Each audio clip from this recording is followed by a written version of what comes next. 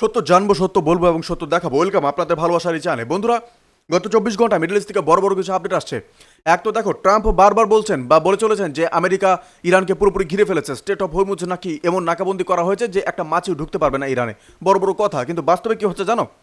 ওয়াল স্ট্রিটের জার্নাল একটা রিপোর্ট দিয়েছে। সেই রিপোর্টে বলা হচ্ছে যে আমেরিকা এই পুরো নাকাবন্দিকে পুরো বুড়ো আঙ্গুল দিকে ইতিমধ্যে প্রায় 25টা ইরানি জাহাজ ইরানের বন্দরে ঢুকে গেছে।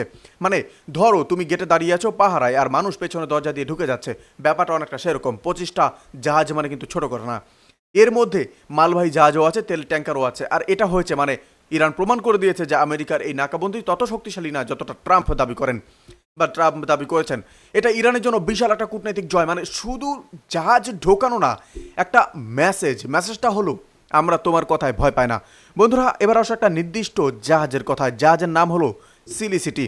হ্যাঁ, নামটা একটু অদ্ভুত শোনাচ্ছে, কিন্তু এটা ইরানের একটা বিশাল তেলের ট্যাঙ্কার। এই জাহাজটা সরাসরি ইরানের নৌবাহিনীর এসকোর্টে মানে সাথে নিয়ে ইরানের বন্দরে পৌঁছে গেছে। এখন বিষয়টা একটু ভাবো, আমেরিকার নৌবাহিনী সেখানে থাকে, কিন্তু ইরানি নৌবাহিনী যখন এই ট্যাঙ্কারকে নিজেদের জলসীমায় নিয়ে গেল, তখন আমেরিকা কি করলো? কিছুই না, দূরে দাঁড়িয়ে দেখলো, এগিয়ে আসেনি। কারণ সরাসরি ইরানি নৌসেনার সাথে সংঘর্ষ মানে যুদ্ধ ঘোষণার মতো ব্যাপার। সেই ঝুঁকি আমেরিকা নিতে চায়নি। এটা থেকে কি বোঝা যাচ্ছে? বোঝা যাচ্ছে যে ট্রাম্পের মুখের কথা আর বাস্তবের মাঠ দুটো আলাদা জিনিস। মুখে বলছেন জিরো অয়েল যাবে না, এক ফুটাও একটা অয়েল ট্যাঙ্কারও যাবে না, ম্যাক্সিমাম প্রেশার দিচ্ছে, কিন্তু মাঠে ইরানি তেলের ট্যাঙ্কার দিব্যে চলে যাচ্ছে। বন্ধুরা, আসি আরেকটা বিশেষ আপডেটে।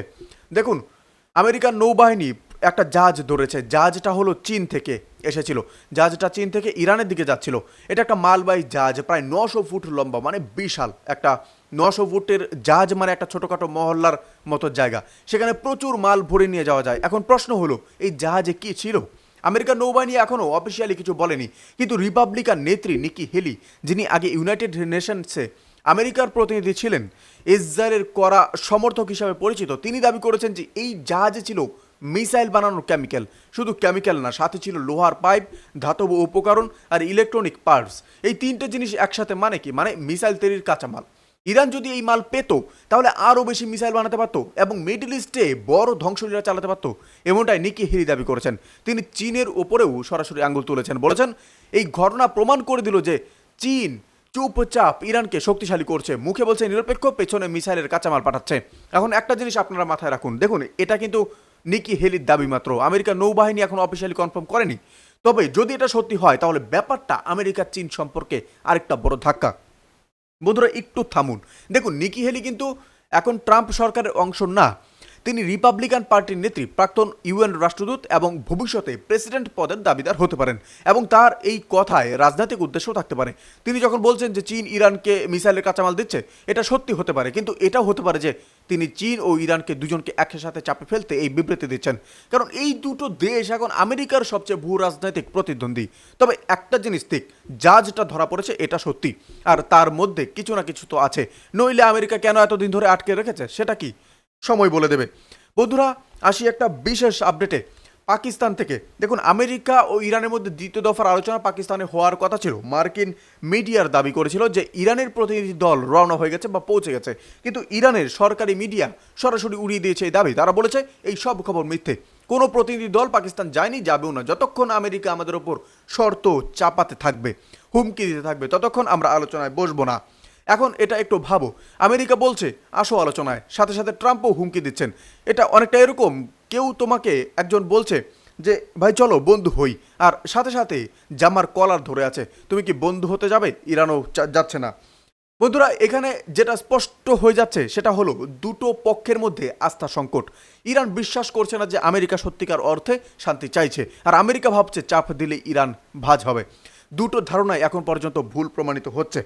বন্ধুরা, দেখুন, ইরানে হামলা পরিসংখ্যানটা আপনাদেরকে একটু জানিয়ে দিই, আপনারা চমকে যাবেন। এখন একটা ডেটা আপনাদেরকে শেয়ার করি। এই যুদ্ধকালীন পরিস্থিতিতে ইরান মিডল ইস্টের 8টা ইসলামিক দেশে মোট 8,695টা মিসাইল ও ড্রোন হামলা চালিয়েছে।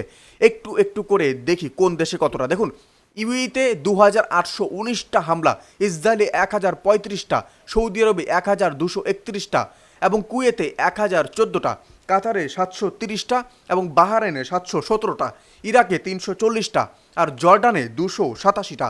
এখন এই সংখ্যাগুলো দেখে একটা জিনিস তোমাকে অবাক করবে, ইরান সবচেয়ে বেশি হামলা করেছে ইউএইতে, ইসরায়েলে না। এটা কেন? কারণটা হলো ইউএই আসলে ইরানের জন্য মিডল ইস্টের সবচেয়ে বড় প্রতিদ্বন্দ্বী এই মুহূর্তে। ইউএই ধীরে ধীরে ইসরায়েলের সাথে সম্পর্ক স্বাভাবিক করছে আব্রাহাম অ্যাকর্ডস এর মাধ্যমে।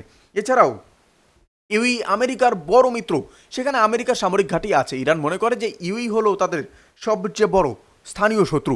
ইসলামিক ভ্রাতৃত্বের কথা অনেক বলা হয়, কিন্তু বাস্তবে দেখো ইরান সবচেয়ে বেশি হামলা করেছে অন্য মুসলিম দেশে।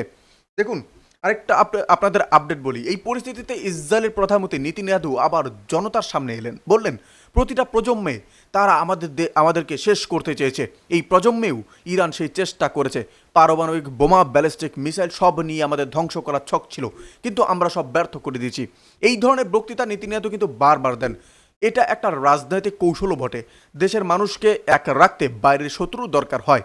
ইরান সেই শত্রুর ভূমিকায় পারফেক্ট। তাই নেতানিয়াহু যখনই নিজের দেশের রাজনৈতিক চাপে পড়েন ইরানের বিরুদ্ধে এই সব উল্টো পাল্টা ভাষণ দেন। তবে এটাও সত্যি যে ইরান সত্যিই ইসরায়েলের অস্তিত্বকে স্বীকার করে না, সেটা ইরানের নিজের ঘোষিত নীতি।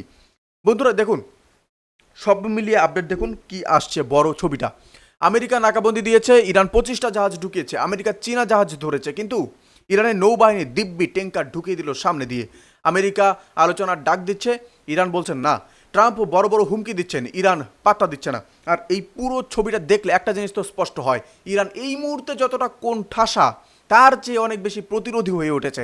আর আমেরিকার কাছে ইরানকে নিয়ন্ত্রণ করার মতো কোনো সহজ রাস্তা আমি তো দেখছি না এবং নেই।